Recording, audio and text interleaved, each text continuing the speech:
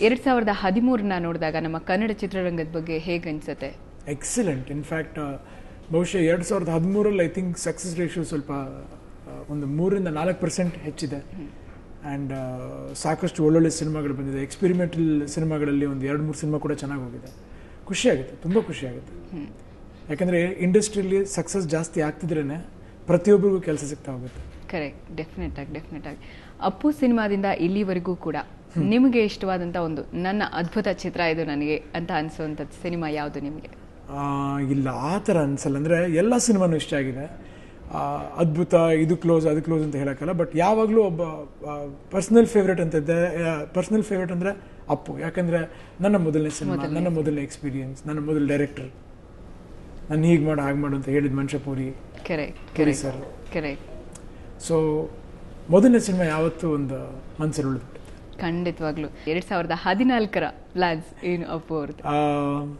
Anyway, ನಿನ್ನಿಂದ release ಅದಾದ ನಂತರ ಎಲ್ಲರಿಗೂ ಗೊತ್ತಿರೋ ಹಾಗೆ ಹೊಸ ಪ್ರೊಡಕ್ಷನ್ ನಂಬರ್ ಮಾಡ್ತಿರೋಂಥ ಸಿನಿಮಾ, ಅದು 14 ರಿಲೀಸ್ ಅವ್ರ ಸಿನಿಮಾ. ದೂಕುಡು ರೀಮೇಕ್ ಆಗಿರ್ಬೋದು, ಬಟ್ ಅದಕ್ಕೆ ಇನ್ನೂ ಟೈಟಲ್ ಕೊಟ್ಟಿಲ್ಲ. ಆ ಸಿನಿಮಾ ನಡೀತಾ ಇದೆ ಈಗ. ಅದರಲ್ಲಿ ಮಹದೇಶ್ ಅವರು ಡೈರೆಕ್ಟ್ ಮಾಡ್ತಾ ಇದ್ದಾರೆ, ತ್ರಿಷನ್ನ ಕೋಸ್ಟರ್ ಆ್ಯಕ್ಟ್ ಮಾಡ್ತಿದ್ದಾರೆ, ಆ್ಯಂಡ್ ಪ್ರಭು ಸರ್ ಆ್ಯಕ್ಟ್ ಮಾಡ್ತಿದ್ದಾರೆ ಆ ಸಿನಿಮಾದಲ್ಲಿ. ಅದಾದ ನಂತರ ನೆಕ್ಸ್ಟು ಪವನ್ ಒಡೆಯರ್ ಅವ್ರದ್ದು, ಸೂರ್ಯ ಅವ್ರದ್ದು. ಈಗವರೆಗೂ ಅದು ಕಂಟಿನ್ಯೂಸ್ ಆಗಿ ಶೂಟಿಂಗ್ ನಡೀತಾ ಹೋಗುತ್ತೆ. ಓಕೆ, ನಿಮ್ಮ ಪ್ರಕಾರ ಸೋಲು ಗೆಲುವು ಒಂದು ಸಿನಿಮಾದ್ದು ಅಂದರೆ ಏನು, ಹೇಗೆ ತಗೊಳ್ತೀರಾ ಅದನ್ನು? ಟೆನ್ಷನ್ ಏನಂದರೆ ಕಾಲೇಜ್ಗೆ ಹೋಗಿಲ್ಲ, ಅಲ್ಲಿ ಎಕ್ಸಾಮ್ ವಿಟ್ನೆಸ್ ಮಾಡಿಲ್ಲ. ಇಲ್ಲೇನಾಗಿದೆ, ಪ್ರತಿ ವರ್ಷನೂ ಒಂದು ಸಿನಿಮಾ ಮಾಡಿದ್ಮೇಲೆ ಅದು ಏನಾಗುತ್ತೆ ಟೆನ್ಷನ್ನು, ಭಯ ಎಲ್ಲ ಒಂಥರ ಒಟ್ಟಿಗೆ ಬಂದು ಸೇರಿಬಿಡುತ್ತೆ. ಅಫ್ಕೋರ್ಸ್ ಸೋಲು ಗೆಲುವು ಅನ್ನೋದು it's a part and parcel of life. ಜೀವನದಲ್ಲಿ ಎರಡೂ ಬೇಕು, ಸೋಲು ಬೇಕು, ಗೆಲುವು ಬೇಕು. ಸೋತ ತಕ್ಷಣ ಸೋಲು ಅಂತ ಹೇಗೆ ಒಪ್ಕೊಳ್ಳೋದು? ಏನು ಆಗಲಿಲ್ವಾ, ಸರಿಗೆ ನಡೀಲಿಲ್ವಾ, ಸಿನಿಮಾ ಫ್ಲಾಪ್ ಆಗೋಯ್ತಾ, ಇಲ್ಲ ಅಕಸ್ಮಾತ್ ಜನಗಳಿಗೆ ಇಷ್ಟ ಅಲ್ವಾ? ಬಟ್ ಜನಗಳಿಗೆ ಇಷ್ಟ ಆಗಿದೆಯೋ ಬಿಟ್ಟಿದೆಯೋ, ಬಟ್ ನನ್ನನ್ನು ಇಷ್ಟಪಡೋದು ಬಿಟ್ಟಿಲ್ಲ ಅಂತ ಅನ್ಕೊಬೇಕು. ಅಂದರೆ ಬಟ್ ಯಾವತ್ತೂ ಆ ಥರವಾದಂಥ ಒಂದು ಸೋಲು ಕಂಡಿಲ್ಲ ಇವತ್ತವರೆಗೂ. ಬಟ್ ಅಫ್ಕೋರ್ಸ್ ಮನುಷ್ಯನಲ್ಲಿ ಜೀವನದಲ್ಲಿ ಯಾವಾಗಲೂ ಗೆಲುವು ಮುಖ್ಯ, ನೋ ಡೌಟ್ ಅಬೌಟ್ ಇಟ್. ನಿನ್ನಿಂದಲೇ ಸಿನಿಮಾನ ಒಂದು ಔಟ್ ಆಫ್ 10 ಅಂತ ಒಂದು ರೇಟ್ ಮಾಡೋದಾದ್ರೆ ನಾವು ಹೇಗೆ, ಅದಕ್ಕೆ ಎಷ್ಟು ಇದು ಮಾಡ್ಕೋಬಹುದು ಅನ್ಸುತ್ತೆ? ಇಲ್ಲ, ಫ್ರಾಂಕ್ ಆಗಿ ಹೇಳ್ಬೇಕು ಅಂದ್ರೆ ನನಗೆ ಯಾವುದ್ರಲ್ಲೂ ಸ್ಯಾಟಿಸ್ಫ್ಯಾಕ್ಷನ್ ಇರಲ್ಲ. ಓಹ್ ಇದು ಅದ್ಭುತ, ಸೂಪರ್ ಮಾಡಿದ್ವಿ, ಹಂಗೆ ಮಾಡಿದ್ವಿ ನನ್ನ ಅನ್ಸೋದೇ ಇಲ್ಲ. ಇನ್ಫ್ಯಾಕ್ಟ್ ನನ್ನ ಸಿನಿಮಾಗಳಾಗಲಿ ನನ್ನ ಸಾಂಗ್ಗಳಾಗಲಿ ನೋಡ್ತಿರ್ಬೇಕಂದ್ರೆ ಏನಾಯ್ತು, ಇನ್ನೂ ಚೆನ್ನಾಗಿ ಮಾಡ್ಬೋದಾಗಿತ್ತಲ್ಲ, ಹಿಂಗೆ ಮಾಡಿದ್ದೀನಲ್ಲ ಅಂತ ಅನಿಸುತ್ತೆ. ಸೊ ನನಗೆ ಯಾವುದಲ್ಲೂ ಸ್ಯಾಟಿಸ್ಫ್ಯಾಕ್ಷನ್ ಇರಲ್ಲ.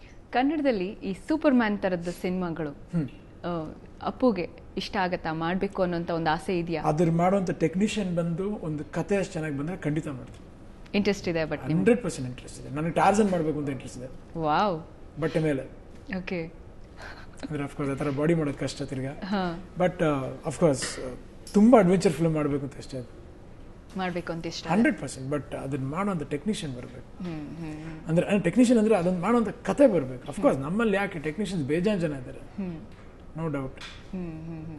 ಹಿಸ್ಟಾರಿಕಲ್ ಸಿನಿಮಾ ಬಗ್ಗೆ ಅಪ್ಪುಗೆ ಅಭಿಪ್ರಾಯ ಹೇಗಿದೆ, ಮಾಡಬೇಕು ಅಂತ ಇದಾಗಲಿ? ಹಿಸ್ಟಾರಿಕಲ್ ಪೀರಿಯಾಡಿಕ್ ಹೇಳ್ತಿದ್ರೆ ಹಿಸ್ಟಾರಿಕಲ್ ಹೇಳ್ತಿದ್ರ? ಪೀರಿಯಾಡಿಕ್ ಆಗಲಿ, ಹಿಸ್ಟಾರಿಕಲ್ ಆಗಲಿ, ಒಂದು ಪೌರಾಣಿಕ ಪಾತ್ರಗಳಲ್ಲಾಗಲಿ. ಪೌರಾಣಿಕ ಪಾತ್ರಗಳಂದ್ರೆ ಮತ್ತೆ ಮಾಡುವಂಥ ಸ್ಕ್ರಿಪ್ಟ್ ಯಾವುದು, ಆಮೇಲೆ ಇವತ್ತಿನ ಜನ್ರೇಷನ್ಗೆ ಅದು ಹೇಗೆ ತೆಗಿತೀವಿ, ಅದು ನನಗೆ ತುಂಬ ಮುಖ್ಯ. ನೋಡಿದ್ರೆ ಹಳೆ ಸಿನಿಮಾಗಳನ್ನ ಮರೆಸ್ಬೇಕು ಅಂತಲ್ಲ, ಅದನ್ನ ಯಾವತ್ತೂ ಮರ್ಸೋಕ್ಕಾಗಲ್ಲ, because old is gold. But ಪರವಾಗಿಲ್ಲ, ಈ ಟೈಮಲ್ಲೂ ಆ ಕ್ವಾಲಿಟಿ ಇಟ್ಟು ಭಾರಿ ಚೆನ್ನಾಗಿ ಮಾಡಿದ್ದಾರೆ, ತುಂಬ ಚೆನ್ನಾಗಿ ಮಾಡಿದ್ದಾರೆ ಅಂತ ಅನಿಸ್ಬೇಕು. ಆ ವಿಷಯದಲ್ಲಿ ನನಗೆ ಬಜರಂಗಿ ತುಂಬ ಇಷ್ಟ ಆಯಿತು. ಶಿವಣ್ಣ ಬಜರಂಗಿ, ಹೌದು. ಆ ಚಿಕ್ಕ ಪೋರ್ಷನ್ ಏನು ತೆಗೆದಿದ್ದಾರೆ, ಎಕ್ಸ್ಟ್ರೀಮ್ಲಿ ವೆಲ್ ಶಾಟ್. ಶಿವಣ್ಣ ಅವ್ರ ಗೆಟಪ್ ಇರ್ಬೋದು. ಕ್ಲೈಮ್ಯಾಕ್ಸ್ ಶಾಟ್ ಬಗ್ಗೆ ನೀವು ಹೇಳ್ತಾ ಇದ್ದೀರಾ, ಅಂದ್ರೆ ಬಜರಂಗಿನ ಕೊಲ್ಲುವಂತ ಒಂದು ಸೀನ್ ಬಗ್ಗೆ ಹೇಳ್ತಾ ಇದ್ದೀರಾ. ಅಪ್ಪು ಸೋಷಿಯಲ್ ನೆಟ್ವರ್ಕ್ ಅಲ್ಲಿ ಇಲ್ಲ, ಎಲ್ಲಾ ಫ್ಯಾನ್ಸ್ನು ಕೇಳ್ತಾ ಇದ್ದಾರೆ ಯಾವಾಗ ಅಪ್ಪುನ ನಾವು ಸೋಷಿಯಲ್ ಮೀಡಿಯಾದಲ್ಲಿ ನೋಡ್ತೀವಿ, ಯಾಕೆ ಬರ್ತಾ ಇಲ್ಲ ಅಪ್ಪು? ಫ್ಯಾನ್ಸ್ಗೆ ಏನೋ ಫ್ಯಾನ್ಸ್ ಹತ್ರದಿಂದ ಅವ್ರನ್ನ ಮಾತಾಡ್ಸೋಕ್ಕೆ ಅಥವಾ ಏನೋ ಒಂದು ರೆಸ್ಪಾನ್ಸ್ ಕೇಳಲಿಕ್ಕೆ ನಾವು ಇಷ್ಟಪಡ್ತೀವಿ, ಯಾಕೆ ನಮ್ಮನ್ನ ದೂರ ಇಟ್ಟಿದ್ದಾರೆ ಅಪ್ಪು ಅಂತ ತುಂಬಾ ಜನ ಕೇಳ್ತಾ ಇರ್ತಾರೆ ಸೋಷಿಯಲ್ ಮೀಡಿಯಾ. ಬರ್ತೀರಾ? ಆದಷ್ಟು ಬೇಗ ಬರ್ತೇನೆ. ಆಲ್ರೆಡಿ ಒಂದು ಇದರಲ್ಲಿ ಇದೆ ಈಗ, ಅಲೈವ್ ಅಂತ ಒಂದು ಇದರಲ್ಲಿ. So I will start soon. Okay, ಯಾಕೆ ಇಷ್ಟು ದಿವಸ ಬರಲಿಲ್ಲ ಅನ್ನೋಂಥದ್ದಕ್ಕೆ ಏನಾದ್ರು ರೀಸನ್ ಇದೆಯಾ? ಹಾಗೇನಿಲ್ಲ, ಸುಮ್ಮನೆ ಇಂಟ್ರೆಸ್ಟ್ ಇಲ್ಲ ಅಷ್ಟೇ. ಬರ್ತೀರಾ. ಸೊ ಏನೋ ಒಂದು ಬಿಗ್ ಪ್ಲಾನ್ ಇದೆ ಅಂತ ಅನ್ಸುತ್ತೆ ನಂಗೆ. ಹಂಗೆ ಅನ್ಕೊಳ್ಳಿ, ಪ್ಲಾನ್ ಆಗಲಿ, ಹಂಗೆ ಅನ್ಕೊಳ್ಳಿ. ಓಕೆ, ಅಪ್ಪುಗೆ ಏನು ಕನ್ನಡದ ಬಿಗ್ ಬಿ ಅಂತ ಸುಮಾರು ಜನ ಏನು ಕೋಟ್ಯಾಧಿಪತಿ ಪ್ರೋಗ್ರಾಮ್ ಇಂದಾನೋ ಒಟ್ಟಿನಲ್ಲಿ ಗೊತ್ತಿಲ್ಲ, ಆ ರಿಯಾಲಿಟಿ ಶೋನಿಂದ ಎಲ್ಲರೂ ಕನ್ನಡದ ಬಿಗ್ ಬಿ ಅಂತ ಕರೀತಾರೆ. ಅದನ್ನ ನೀವು ಅಲ್ಲ, ಬಿಗ್ ಸ್ಮಾಲ್ ಅಲ್ಲ, only Puneeth, only Puneeth Rajkumar, that's all. Okay, ಇನ್ನು ನೆಕ್ಸ್ಟ್ ನೀವೀಗ ದೂಕುಡು ರೀಮೇಕ್ ಕನ್ನಡ ಒಂದು ಸಿನಿಮಾ ಮಾಡ್ತಾ ಇದ್ರ. ತ್ರಿಷಾ ಫಸ್ಟ್ ಟೈಮ್ ಕನ್ನಡದಲ್ಲಿ ಆಕ್ಟ್ ಮಾಡ್ತಿದ್ದಾರೆ. ಸೊ ವರ್ಕಿಂಗ್ ಆಲ್ರೆಡಿ ಮಾಡ್ತಿದ್ದಾರೆ ಅನ್ಸುತ್ತೆ ನಿಮ್ಮ ಜೊತೆ ಅಲ್ವಾ, ಜಾಯಿನ್ ಆಗಿದ್ದಾರೆ. ಸೊ ವರ್ಕಿಂಗ್ ಎಕ್ಸ್ಪೀರಿಯನ್ಸ್ ಹೇಗೆ ಅನ್ನಿಸ್ತು?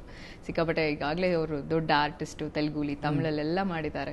ಸೊ ಫಸ್ಟ್ ಟೈಮ್ ಕನ್ನಡಕ್ಕೆ ಇಂಟ್ರೊಡ್ಯೂಸ್ ಮಾಡಿಸಿದ್ದೀರಾ, ಹೇಗಿದೆ ಎಕ್ಸ್ಪೀರಿಯನ್ಸ್?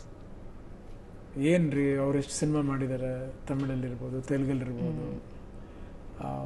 ಎಕ್ಸ್ಪೀರಿಯನ್ಸ್ ಏನಂದ್ರೆ ತುಂಬ ಪ್ರೊಫೆಷ್ನಲ್, ಒಂದನ್ನು ಅರ್ಥ ಮಾಡ್ಕೊಳ್ಳೋದಾಗಲಿ ಖುಷಿಯಾಗುತ್ತೆ. I mean there all fabulous people. I mean ಎಲ್ಲರೂ ಪ್ರೊಫೆಷ್ನಲ್ ಆ್ಯಕ್ಟ್ರೆಸ್. ನೆಕ್ಸ್ಟ್ ಒಂದು ರಿಯಾಲಿಟಿ ಶೋನ, ಅದೇ ಒಂದು ಕೋಟ್ಯಾಧಿಪತಿ ನೆಕ್ಸ್ಟ್ ಸೀಸನ್ನು ಕೂಡ ನೀವೇ ಹೋಸ್ಟ್ ಮಾಡುವಂಥ ಪ್ಲಾನ್ಸ್ ಇದೆಯಾ? ನೆಕ್ಸ್ಟ್ ಸೀಸನ್ನು ಇದೆಯಾ? ನನಗೆ ಗೊತ್ತಿಲ್ಲ, ಅದು ಐ ಥಿಂಕ್ ನಿಮ್ಮ ಕೇಳಬೇಕು. ಮತ್ತೆ ಆ ಪ್ರಯತ್ನ ಇದೆಯಾ ಗೊತ್ತಿಲ್ಲ. ಇಲ್ಲ, ಪ್ರಯತ್ನ ಇದ್ರೆ ಮಾಡೋಣ, ವೈ ನಾಟ್. ಬಟ್ ಬರಬೇಕಲ್ಲ, ಐ ಮೀನ್ ಗೊತ್ತಿಲ್ಲ, ನನಗಿನ್ನೂ ಐಡಿಯಾ ಇಲ್ಲ, ಇನ್ನು ಅದ್ರ ಬಗ್ಗೆ ಯೋಚನೆ ಮಾಡಿಲ್ಲ. ಬಟ್ ಈಗ ಫಸ್ಟು ರಿಯಾಲಿಟಿ ಶೋ ಸ್ವಲ್ಪ ಈಗ ಸಾಕು, ಸಿನಿಮಾ ಮಾಡೋಣ ಅಲ್ವಾ? ಫ್ಯಾನ್ಸ್ ಎಲ್ಲ ಮಿಸ್ ಮಾಡ್ಕೊಂಡಿದ್ದಾರೆ ನಿಮ್ಮನ್ನ ತುಂಬಾ. ಸಿನಿಮಾಗಳು ಮಾಡ್ತಾವೆ.